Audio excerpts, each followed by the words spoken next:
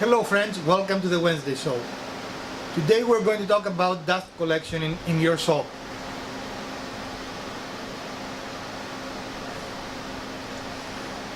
If this is your first visit to our channel, we want to extend you a very warm welcome and invite you to go through our becoming extensive collection of videos, over 300 at this moment.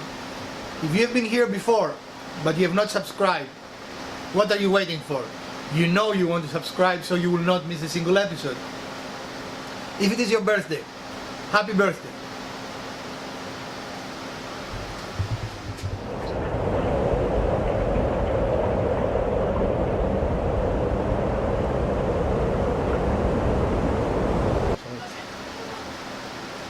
So for our soap, we're using a homemade, very simple dust collection system, and a lot of people might say, oh, it doesn't work, but I will let you be the judge of that.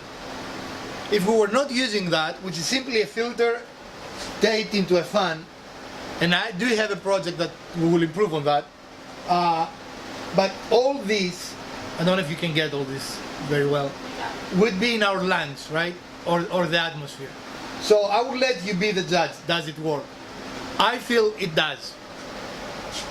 Again, we're not a production shop. We're not here every day. We don't generate thousands of dollars of equipment or material or products. So there is no reason to buy a very expensive extraction equipment. Additionally, the shop is very small. In essence, it's a one-car garage space. Where would we put such a big dust collection?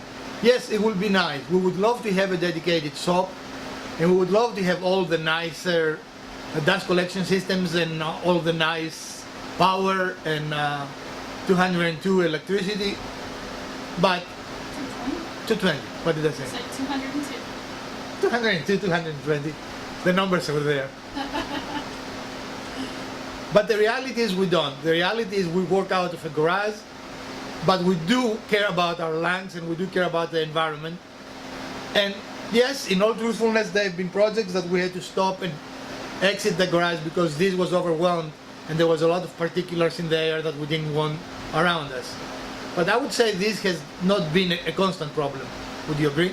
Right. I mean, very rarely we have to stop because of... Right. So for our purposes, this works very well.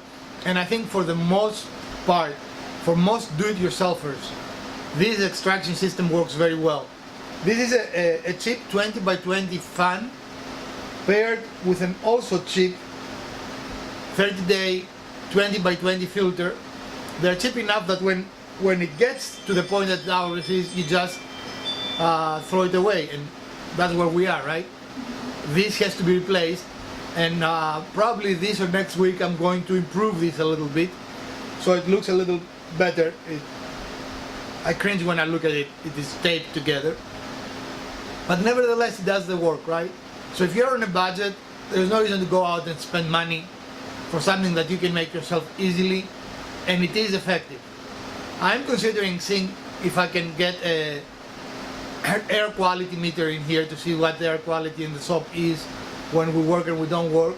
But I will tell you that in addition of having this to help us, and it is embarrassing because we started this project a year and a half ago or even longer, we haven't finished it.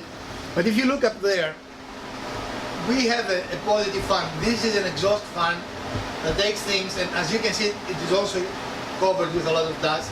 So that helps keep our soap cleaner.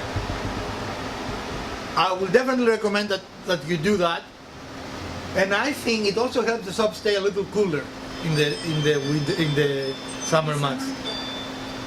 Along with our insulation. So if you combine some way of positive ventilation, meaning taking inside air and throwing it outside, with a very cheap filter extraction system, for 90%, if not more, of you DIYers, this will be great. I have not felt we need anything more. How do you feel, Elpida? I mean, there have been projects, especially projects with heavy sanding, that do overwhelm it. but it is not the majority of the case. And being a garage, we can open the garage door too. So, you know. But anyway, we all want the best and the most expensive, and the reality is you don't. If you want to be in the hobby, you need to protect your lungs. Sawdust and your lungs don't work well together. And I think having a very low cost solution for your dust collection makes a lot of sense. Again, I'm going to show it to you. I wouldn't like this in my lungs. So would you rather have this or nothing? My answer is I would rather have this, and I have this. The only trick when you do that is you need to put it on the side of the fan that is the intake, right? Not the exhaust, so it filters it. Well, this is our little moment of tip for the Wednesday, Tips and Trick Wednesdays. We've not done those for a while.